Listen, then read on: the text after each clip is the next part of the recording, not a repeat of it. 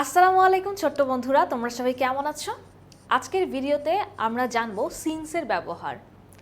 সিন্সের কিন্তু দুইটা ব্যবহার আছে, কারণ সিন্সের দুইটা মিনিং আছে। সিন্স অর্থ কারণ হতে পারে, অর্থাৎ সিন্স দিয়ে আমাদের বিকজ বোঝানো হয়ে থাকতে পারে। আবার কোনো একটা নির্দিষ্ট সময় থেকে, কোনো একটা কাজ আমরা নির্দিষ্ট সময় থেকে করেছিলাম, এই অর্থে আমরা সিন্স ব্যবহার করতে পারি।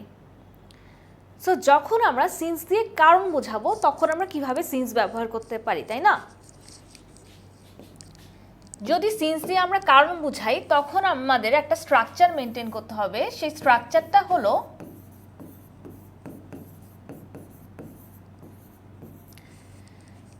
যদি আমাদের প্রথম অংশ সিন্সের আগের যে ক্লজ আছে সেটা প্রেজেন্টে হয়, তাহলে আমাদের সিন্সের যে পরের অংশ সেটাও কি হবে? প্রেজেন্টে হবে। আর যদি আমাদের সিন্সের আগের অংশ পাস্টে হয়, তাহলে আমাদের সিন্সের পরের অংশ কি হবে? প্রেজেন্টে হবে।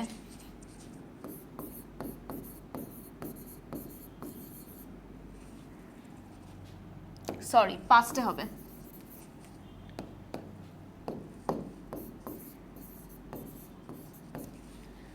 সো ফর এক্সাম্পল আমরা লিখতে পারি,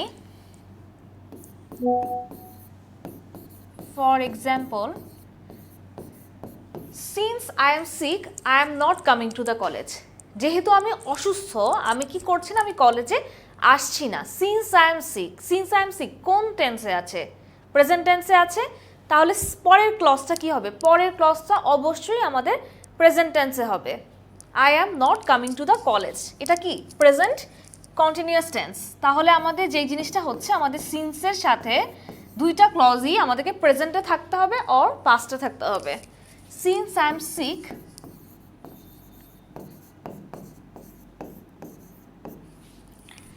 I am not coming to the college, আমি কলেজে যাচ্ছি না বা আসছি না। I am not coming to the college, coming to the college.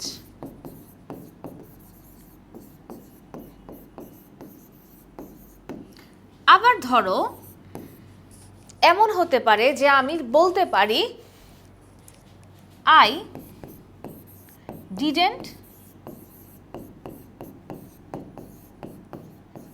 Join the party, আমি কি করছিলাম?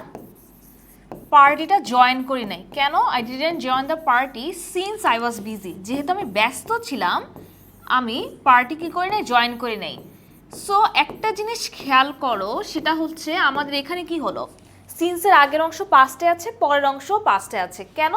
বিকজ সিন্স দিয়ে এখানে বিকজ বোঝানো হচ্ছে।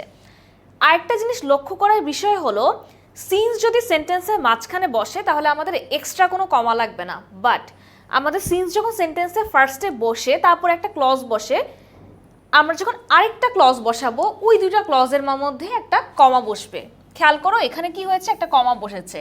বাট এখানে কি কোনো কমা দেখতে পাচ্ছ? এখানে কিন্তু কোনো কমা নেই। আশা করি ব্যাপারটা বুঝতে পেরেছো। সো এখন আমরা দেখি সিন্সের আরেকটা মিনিং। সিন্স দিয়ে আমাদের এটাও বোঝানো হতে পারে যে কোনো একটা স্পেসিফিক টাইম থেকে, কোনো একটা নির্দিষ্ট টাইম থেকে কোনো একটা কাজ স্টার্ট করা। তো তখন কিন্তু আমাদের স্ট্রাকচারটা কিন্তু এখনের মতো হবে না, তখন আমাদের স্ট্রাকচারে চেঞ্জ আসবে। ঠিক আছে? তখন আমাদের যে স্ট্রাকচারটা হবে, কি হবে স্ট্রাকচার? যদি আমাদের সেন্টেন্সের প্রথম অংশ প্রেজেন্টে হয়, প্রেজেন্ট ইনডিফিনিট অথবা প্রেজেন্ট পারফেক্ট যাই হোক না কেন, আমাদের কি হবে? প্রেজেন্ট পারফেক্টে হইলে প্রেজেন্ট পারফেক্ট,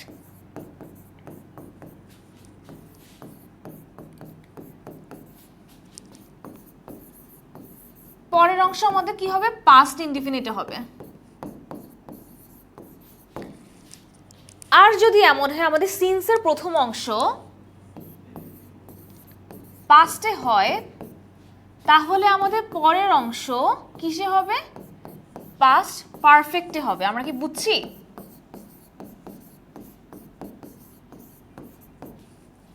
সো খেয়াল করছো, ফার্স্ট অংশ যদি প্রেজেন্ট ইনডিফিনিট অর প্রেজেন্ট পারফেক্টে হয় তাহলে পরের অংশ পাস্ট ইনডিফিনিট হবে, সিন্সের আগের অংশ যদি পাস্ট হয় তাহলে পরের অংশ কি হবে? পাস্ট পারফেক্ট হবে।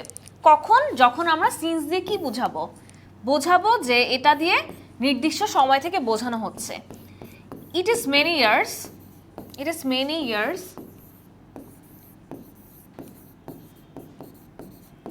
Since we mate.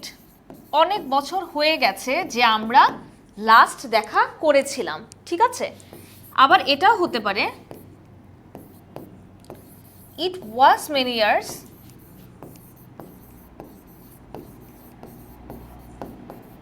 since we had met,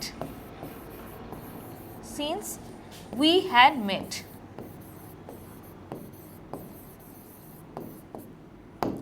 so একটা জিনিস খেয়াল করো, এখানে আমাদের সিন্স দিয়ে কোনো একটা নির্দিষ্ট সময় থেকে বোঝানো হচ্ছে।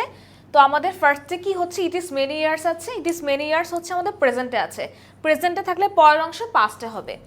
এখানে আছে ইট ওয়াজ মেনি ইয়ার্স, মানে কোন টেন্সে আছে? পাস্ট টেন্সে আছে। তাহলে সিন্সের পরের অংশ কোন টেন্সে হবে? পাস্ট পারফেক্ট টেন্সে হবে। আশা করি তোমরা সিন্সের ব্যবহার বুঝতে পেরেছো। দেখা হবে পরবর্তী ভিডিওতে।